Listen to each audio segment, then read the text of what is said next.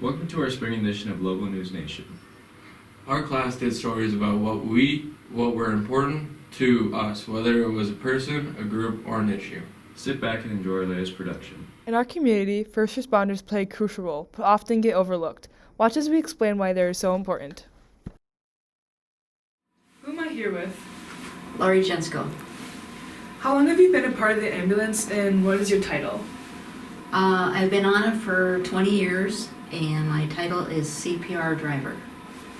What's your favorite part about being a first responder? Helping the public when they are either sick or in an accident, I guess I like it better than my real job. I feel like I'm doing good. For sure. How often do you train or have meetings, and what does that entail? Once a month, we go through the rigs and make sure everybody knows how the cot works and the monitor and all the supplies where they are. How do I want to say it? And then once a month we try to, if you're on a call, we kind of say, okay, what was your good and bad about the call, about what would you do better, or what do you think you did good or bad on it. So you said you were a driver, so what does that kind of come with being a driver for the ambulance? Helping the EMT that's on board, when we pull up to a scene, then they tell me, I need the cot, I need the backboard, I need this splint. It's kind of help them to deal with the patient. For sure. What are some things you do for the ambulance that a lot of people don't realize is a part of your job? I guess just being on call and, dealing with a patient that, is not feeling good and you just want to make them feel better, or if, like I said, in accident. And a lot of people don't understand that it makes you feel good to be on there. And they say, well, I can't ever do it because what happens if a coworker is in an accident and you come on it, or a relative. And I guess you step back and you just, I guess, deal with the good and the bad. For sure. So you said being on call, so what does that kind of entail, and then how often are you on call, or can you explain what being on call is? Being on call is when when that pager goes off, you're the one that goes on it, no matter if it's 1 o'clock in the morning, 6 o'clock in the morning. I've had back-to-back where I get back to the ambulance hall and I get called out right away. You're there, and I'm on at least 12 hours a week, and then I add on hours. It helps that my co-workers help me out so I can be on call more, because like I said, I enjoy being on call. That's awesome. What are some ways that the community can help keep the ambulance running smoothly? We're always looking for drivers, EMRs, EMTs, or just to help out during our fundraiser. Come join us. I'm Krista Meidinger, and we have Kelly Just with us today. How long have you been a part of the ambulance, and what is your title? So I have been a part of the ambulance for over 25 years, and my title right now is a nationally registered EMT. Have you had any other jobs at some point in your ambulance career? So I have actually. I have served on the North Dakota EMS Association's Board of Directors for the Southeast region. I've served as the squad leader here in Lemoore along with training officer, and I also help out the Edgeley Ambulance Service as their training officer when they need help. What is your favorite part about being a first responder? helping people. You know, when that pager goes off, it's the worst time in their life, whether it's a medical emergency they're experiencing or a traumatic event, and just being able to be there for them. Something I often use in all of my classes that I teach is it's so important the care you provide. Obviously, we need to be trained and know how to use our equipment and take the best care of the person, but it's even more important how much you care about the patient. So it's important how much you care for the patient, but more important how much you care about the patient. So just being able to be there for them in that worst time and provide that care for them is pretty special. Okay. How often do you guys train or have meetings, and then what does that entail? So, usually it's monthly. We like to meet on a monthly basis to have squad meetings to make sure we know how to use the equipment, to be able to fulfill our mission, and that's to provide the highest quality standard of care to all we serve. We're constantly learning, we're constantly training. We have an online training platform that we have access 24/7 to. There's always conferences and events we can go to. It's every day is a new adventure and always an opportunity to learn. What are some things you do for the ambulance that a lot of people don't realize is part of your job? So part of my job is doing the training and education for the squad and community. So I provide training such as Stop the Bleed. Like, did you know this is how much blood that an average human has in their body right now? And if you were start to bleed and no one knew how to stop the bleed and you lost what was equivalent to 1 bottle of blood, you would be okay. This is about how much blood you give when you donate blood. Now, if you were to continue to bleed and nobody knew how to stop the bleed, and then you lost what was equivalent to 2 bottles of blood, you would feel sick, nauseous, and lightheaded. If you continued to bleed and no one knew how to stop the bleed, and now you lost what was equivalent to 3 bottles of blood, you would fall unconscious and not be responsive. If you were to continue to bleed and nobody knew how to stop the bleed, and now you lost what was equivalent to 4 bottles of blood or half your blood volume, you would die. And you can die in just 2 to 3 minutes from this much blood loss. So that's part of my job, is to go out and educate and inform the community and rural EMS providers and our own squad members. Okay. And then, what are some ways the community can help keep the ambulance running smoothly? You know, there's really a job for everybody. Whether you want to join and become involved in providing pre-hospital care or training for the community, there's always ways for you to join as an EMS provider. There's ways for you to give to the ambulance. We rely on meal money and donations and memorials, so you can always give money. If you can't give your time to the ambulance, you can give that money to the ambulance. You can support us at our fundraisers and just support us when we're driving down the road with our lights flashing or sirens on. Make sure you pull over and give us the time and space we need to take care of our community members in the back. Yeah. So I see that everything is changing constantly with the EMS. I see you brought a mannequin today. What is one thing that changed? So just recently, the American Heart Association released their new guidelines, which they do every 5 years after doing extensive research. And they found that for many years and years and years, we've been doing the Heimlich maneuver when somebody is choking. And they found that we can make that even better by changing it just a little. For example, now when somebody is choking, or is showing that universal sign of choking, we still want to ask them the question, are you choking?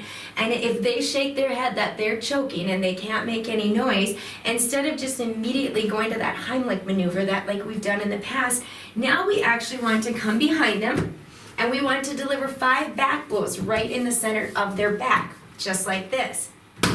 2, 3, 4, 5. If the object doesn't come out with those 5 back blows, then we want to come around and do very similar to the Heimlich maneuver, and we want to give those abdominal thrusts. 1, 2, 3, 4, 5 if the object doesn't come out.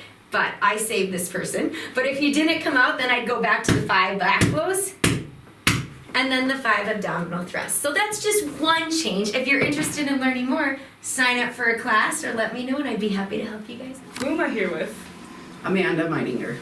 How long have you been a part of the ambulance and what is your title? I have been with the ambulance for about 20 years, and I am a nationally registered EMT, which is an emergency medical technician. Have you had any other jobs at some point and what are they?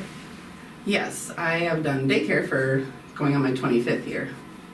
I have been the office manager before, and that includes like daily operations, putting in our trip tickets. We have to submit them for payments and stuff and that, keeping track of payments, answering phones, making sure everything's stopped. So I've done that, and then the EMT, and I always start as a driver. So what does being an EMT entail? You provide care, so you are the hands-on person in the back helping the person out while the driver gets you to the hospital. And that's it. Yeah. How often do you train or have meetings, and what does that entail?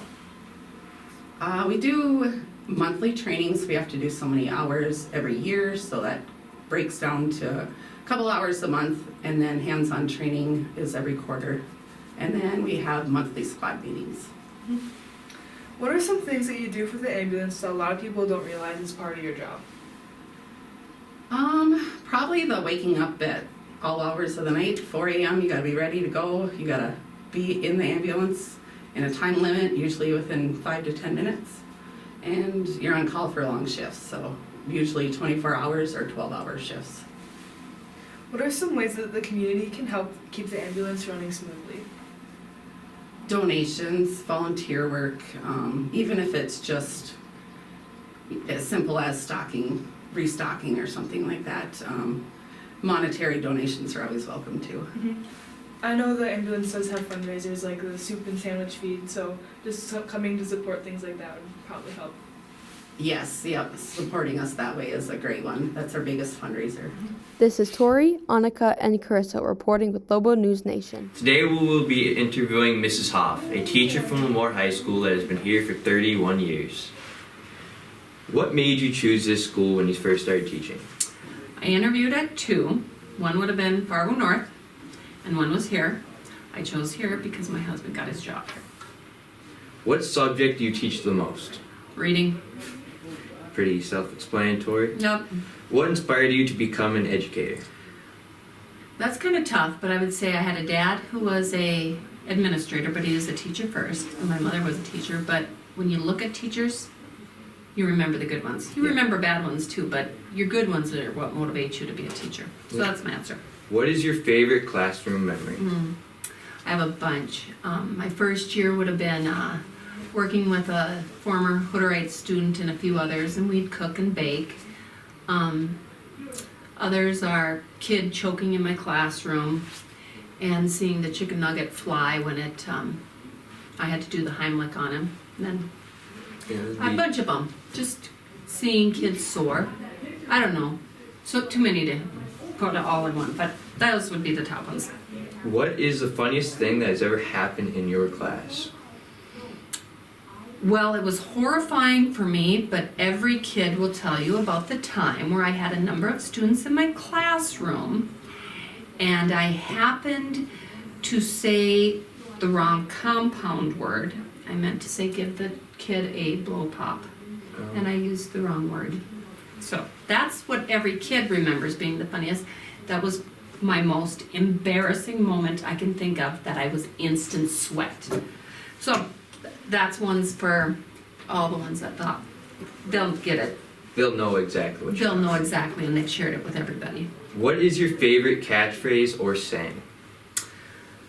Excuses are like armpits. They all stink.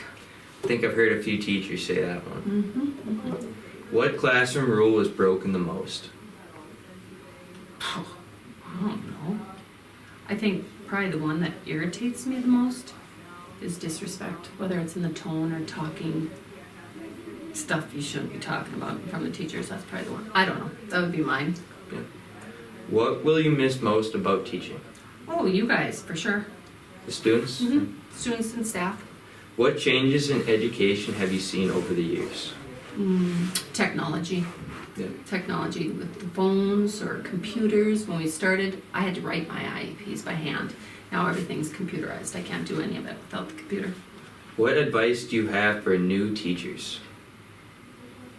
Start tough.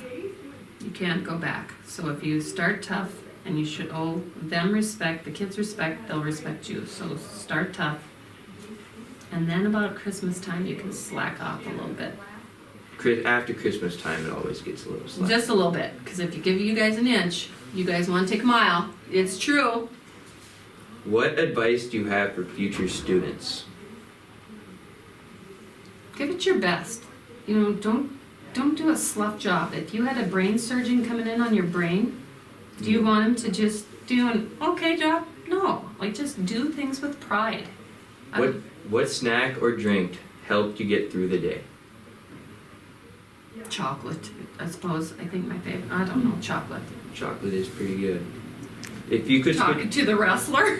Hey, I can eat outside season, but not entering season. Okay, it's all right. You can cheat every once in a while. Okay. If you could switch jobs at the school for a day, what would you choose? Ooh. Oh, I don't know. I like my job. I would not do the business manager job. That is one I would not do. Sally's maybe, because you'd get to see a lot of kids. It'd be a rat race, but Sally's. What is your favorite school tradition?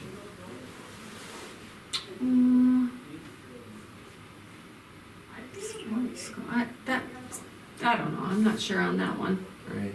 What is your favorite field trip? Oh, I went with Miss Schmidt and we went to Test Waters up north with the kids, ecology kids. We had to wear waders and that Sounds was it. fun. Mm-hmm. How have you impacted the school's community? I don't know. When the kids hear my keys clinking, they know to do what they're supposed to be doing. Yeah, it is. There's Joey giving us he needs to interview his guy next. What awards or recognitions have you received over the years? That's not important. Let's just skip that one. What are your plans for after retirement? I am going to be a daycare for my grandson. And then I suppose come back and sub. There's not enough subs. Sounds fun. How will the school celebrate your retirement? I don't know, cheering? I don't know, I have a clue. We don't need to celebrate it. It'd be a big miss and it will be a big celebration. If you had to describe your career in 3 words, what would they be? This should have been 3 words. Oh, I don't know, that's a hard one. Maybe compassion, relationships, and creativity. 3 solid words that do fit you. Thank you, Mrs. Hoff, and we will miss you in the future years. Thanks, guys. Today we're talking about something that affects students and staff every single day. Parking lot issues at our school. From busy mornings and tight spaces to safety concerns and traffic flow. It's something we all have to experience. To give us a unique perspective, we're joined by Mr. Dede, who walks to school every day and sees all the parking lot problems. I'd like to ask you a few questions, if you would let me. Absolutely. All right. So we're going to kick it off with, by walking to school every day, you see the parking lot issues. Would you call it not enough space problem or people parking? I mean, it's a mix of both, right? Obviously, our parking lot's not that big, and there's more and more people driving as the school year comes on and goes on, and people get their licenses. But part of it is a parking issue as well, just not maximizing space. And Yeah. the other big problem is the amount of garbage in the parking lot. There is an issue with that. I would agree. I feel like if kids could park closer together instead of leaving the 6 to 8 foot gaps. Yep. So there's some issues. I would agree. So what is the worst parking job you've seen? I mean, there's a few that come to mind. They were done intentionally as a joke. You can think of one with a white Buick a few weeks ago where they took up about 4 spots and then promptly had to move. But to be totally honest, I don't pay much attention to people's parking unless it gets brought up to me. Makes sense. If you were a high schooler, where would you park? As far away from the parking lot on the high school end as possible. So would you go to the way I would go to the elementary end. See, that used to be for the freshmen, but we changed that, I guess, to where everyone can park down the high school end. So I would park in a place where I'm not worried about door dings or trying to get out of a tight parking lot. Makes sense. What are some changes you would like to see to benefit the parking lot? Well, changes are tough. Obviously, we can't paint lines. I think that would help a lot. But Definitely. just being a little bit smarter with how you park, trying to park a little bit closer. You don't need to be right up on someone's door, but you don't need a 6 foot spacing between them, taking up 3 spots. Makes sense. What was the parking like when you were in high school? Well, that was a little bit different. I went to high school and there was 1,500 kids, 9 through 12, and the parking lot was about the same size as our school. But we had lined parking. You had to pay to park on school grounds. If you double parked or parked in a spot you weren't allowed to, or supposed to, you got a parking ticket. I think it was like $15, and you couldn't take finals until you paid all your parking tickets. So what about parking in the administrator's parking? That was parking ticket, $15. They make you go move your car. Do you ever happen to do that? No. Well, thank you for your time, Didi. Absolutely. We have the principal of our school, Mr. Isaacson. There's been a few ongoing issues that are affecting student safety and overall traffic flow. Mr. Isaacson has been hearing these issues for years and years, and we're trying to figure out what will help. Morning, Mr. I. Morning, how are you today? I'm doing pretty good. How are you? Good. Well, I got some questions for you. Okay. Not as hard as last time. Okay, So good. it should go better. I shouldn't be stressed out. Yeah, no need to stress. Good. I guess I'll start it off with, how long have you been hearing about problems in the student parking lot? Well, just here in Lemoore, or since I've been in school? I think student parking is always an issue at schools, or at least it's perceived. Well, I've been the principal, oh my gosh, it's 8, 9 years, however many years it's been. I think every year there's always some sort of parking complaint or issue with students, and how they think the parking should go and that kind of stuff. But I would say every year there's some sort of complaint. What would you say the biggest complaint you get is? Well, sometimes it's upperclassmen think they should have preferential parking. Sometimes it's muddy parking lot, not enough space. Those are kind of the biggest ones. Or somebody parking not the right direction, or I've seen that a couple times. Yes, they're parking on a snow hill, or that kind of stuff. So I mean, there's a few issues, I'd say. Yeah, absolutely. I guess leading to my next question, what do you think the problem is with parking? Do you think it is student parking problem or not enough space? Well, probably a combination of both. Some days it is student parking, just parking inappropriately, if that's the correct term. But I think there's plenty of space. I guess it's kind of like going to Shields or Target or the mall. Everybody always wants to park as close as they can. Mm-hmm. So I do think there is enough parking space. Sometimes getting around the lot may be a little more difficult, especially with this time of the year with the potholes and the muddy parking lots. Snow definitely doesn't help either. Yeah, the snow today did not help, yep. But, I mean, makes sense, I guess, about being a multitude of issues. Yep, that's probably the biggest thing, yep. So, is there any ways that students can share feedback or help come up with solutions for the parking lot? Well, I think probably more of where this was headed was, I think the first thing when you want to have a complaint about anything is just constructively, kind of raising the concern. And actually, I think that maybe some of the solutions to some of the issues that we're having out there, that the students have come up with a plan. And it's a good plan, I think, where we might be able to make some things a little more easy to get around back there, clean it up as much as you can when it's gravel. But constructive criticism is always good, or having feedback or ideas, and then you share them, and then you decide whether they're good or bad as a school. But I think just having a conversation, if it's something, just stopping in and presenting the problem and or the solution is always the best way to do it. I would much rather have somebody come tell me about it than to, I guess, continue to complain and we're not even aware that there is an issue. Yeah. So I didn't know that the issue that I think you guys are maybe trying to solve was that big of an issue until I went out there and saw what it was actually causing. So that would be my advice to students, is just ask in a respectful way. Yeah, just talk to you. Yeah, exactly. And if you have an idea, sometimes they work, sometimes they don't. But those are always the best ways to do it. Well, thank you for coming on to our interview today, Mr. Ryan. Absolutely. Yeah. We appreciate you always. So Thank you. Yeah, I'm glad to do it. It's kind of a Gets you a break from doing your actual job, doesn't it? Yeah, I get to hang out with you and oh, I bet that's your favorite part. Watch the guys behind the camera. They do a great job. They do a great job. Camera crew. Yep. All right. Yeah. Thanks, guys. Lastly, we are introducing Mr. Carlson. As a superintendent of our school, he sees and hears just about everything. How are you today? I'm doing great, and yourself? Doing good. We're going to talk about the parking lot and some of its issues and what we're going to try and do to help. So, do you think that getting that tree removed will help the parking lot problem?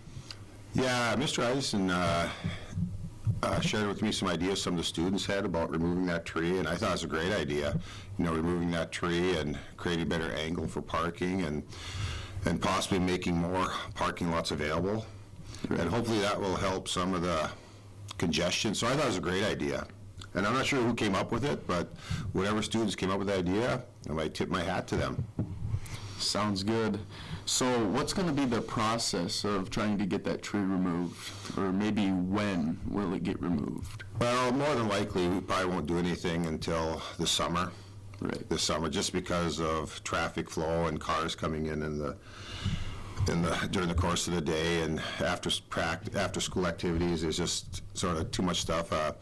Basically, I suppose the process would be, one chainsaw. When I looked at it, just one chainsaw and maybe a stump removal will take care of that. I think we can get that done within, just a couple hours probably. That's good to hear. Has there ever been other students that have come to you regarding the parking lot and parking issues or problems?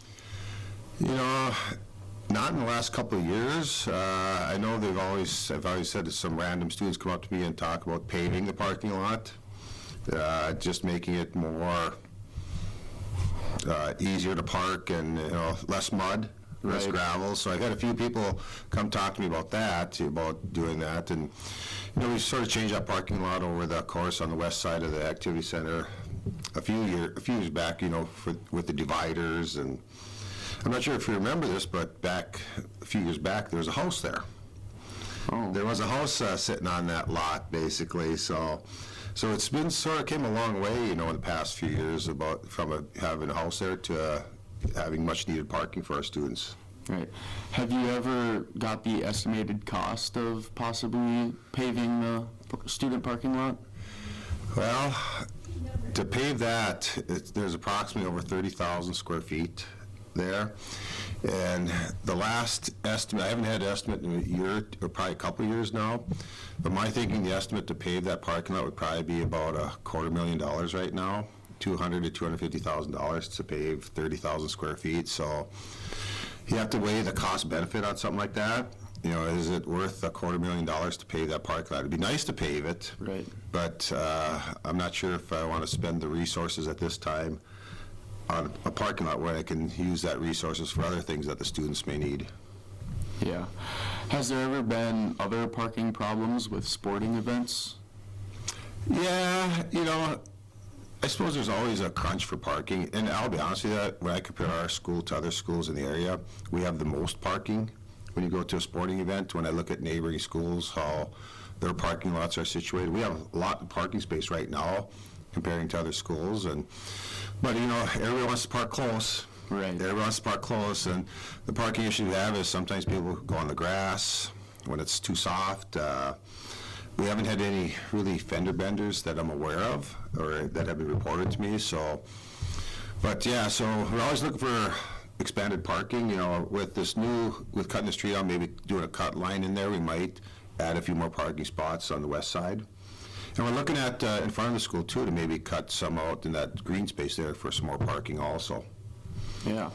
So that was going to be another question of mine, is kind of future plans for the parking lot. And well, on the west side of the activity center, there's on that road there on the north side, we're talking about, there's some cones up there right now. Mm-hmm. If you drove by there, we're talking about maybe cutting some of that out and putting some gravel in there this summer. I know one of the classes Ms. Schmidt is doing is they're looking at the community garden. So we talked about maybe putting it in that on the east side in front of the school, and maybe cutting out like 20 feet or so on the north edge of the school where people park already on the grass. So maybe cutting that out a little bit and making more parking. So we're looking at that also. That way, with that community garden, people can park right up to that with a gate there. So we're looking at that also. All right, well, thank you very much, Mr. Carlson. Yep, and I'm glad to share some insight to that, and hopefully every park's straight. Yeah, it's definitely one of the problems, so. Okay. All right, thank you. If you see an EMS volunteer, please thank them. If you see Mrs. Hoff, congratulate her. If there's an issue, be part of the solution instead of part of the problem. As we sign off, we hope that news to us is news to you.